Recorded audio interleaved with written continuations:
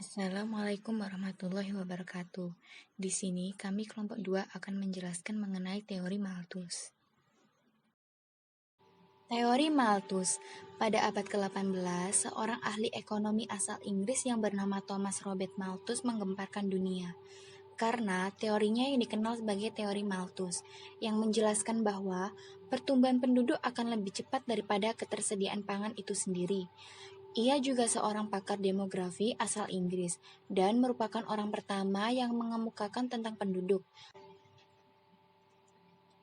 Menurutnya, penduduk itu seperti tumbuhan dan binatang. Apabila tidak ada pembatasan, akan berkembang biak dengan sangat cepat dan memenuhi dengan cepat beberapa bagian dari permukaan bumi. Menurut Malthus, pertumbuhan penduduk adalah akibat dari proses pembangunan. Namun, pertambahan penduduk tidak bisa terjadi tanpa peningkatan kesejahteraan yang sebanding. Ia mengemukakan gagasan mengenai pembangunan ekonomi yang dikemukakan pada buku 2 yang berjudul The Progress of Wealth dari bukunya Principles of Political Economy yang diterbitkan pada tahun 1820. Menurut Malthus, proses pembangunan ekonomi adalah suatu turunnya aktivitas ekonomi lebih daripada sekedar lancar tidaknya aktivitas ekonomi. Dalam teori ini, Malthus tidak menggambarkan adanya gerakan perekonomian menuju keadaan stasioner, melainkan adanya kemerosotan beberapa kali sebelum mencapai tingkat tertinggi dari pembangunan. Malthus memiliki beberapa saran untuk meningkatkan pembangunan ekonomi, antara lain, yang pertama, meningkatkan faktor ekonomi, yang terdiri dari pertumbuhan berimbang perekonomian dibagi menjadi 2, yaitu sektor pertanian dan industri. Kemajuan teknologi pada kedua sektor yang membawa pada pembangunan ekonomi. 2. Meningkatkan permintaan efektif, yaitu A. Pendistribusian kepemilikan tanah secara adil, B. Memperluas perdagangan internal dan eksternal, C. Peningkatan konsumsi tidak produktif, dan D.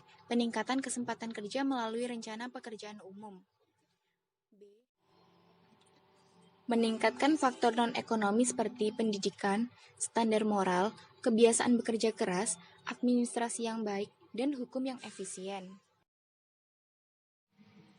Dalam bukunya tahun 1798, An Essay the Principle on Population, Malthus beranggapan bahwa bahan makanan penting untuk kelangsungan hidup, tetapi nafsu manusia yang tidak dapat ditahan akan menyebabkan pertumbuhan penduduk yang jauh lebih cepat dari bahan makanan.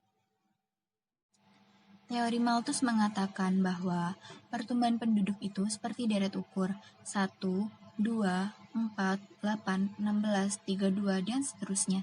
Sedangkan pertumbuhan ketersediaan pangan seperti deret hitung 1, 3, 5, 7, 9, 11, 13, dan seterusnya, yang artinya laju pertumbuhan penduduk lebih cepat dibandingkan laju pertumbuhan pangan. Dan dampaknya, dalam jangka waktu panjang, manusia akan mengalami krisis sumber daya alam dan berebut untuk mendapatkan pangan jika laju pertumbuhan penduduknya tidak ditekan. Teori Malthus juga mempersoalkan daya dukung lingkungan dan daya tampung lingkungan, yaitu tanah. Sebagai suatu komponen lingkungan alam tidak mampu menyediakan hasil pertanian untuk mencukupi kebutuhan jumlah penduduk yang terus bertambah dan makin banyak, karena komponen lingkungan menurun dan beban manusia yang makin banyak. Oleh karena itu, jumlah penduduk harus seimbang dengan batas ambang lingkungan agar tidak terjadi bencana alam berupa banjir, kekeringan, gagal panen, kelaparan, wabah penyakit, dan kematian, dan harga pangan akan. Menurut aliran ini, pembatasan pertumbuhan penduduk dapat dilakukan dengan 2 cara. Yang pertama, preventive check, atau pengurangan penduduk melalui penekanan kelahiran, yang terdiri dari A. Pengekangan diri, seperti mengendalikan hawa nafsu, penundaan perkawinan. B. Pengurangan kelahiran, seperti aborsi, homoseksual. 2. Positive check, atau pengurangan penduduk melalui proses kematian, yang terdiri dari A. Kejahatan, seperti pembunuhan anak-anak, pembunuhan orang cacat, pembunuhan orang tua. B. Kemelaratan, seperti epidemi, bencana alam, peperangan, dan kekurangan makanan.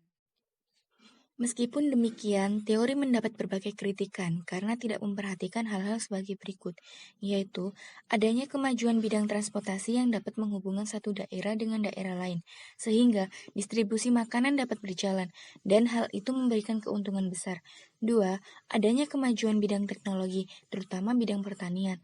Tiga, adanya usaha pembatasan kelahiran bagi pasangan yang sudah menikah. 4. Fertilitas akan menurun apabila perbaikan ekonomi dan standar hidup penduduk dinaikkan.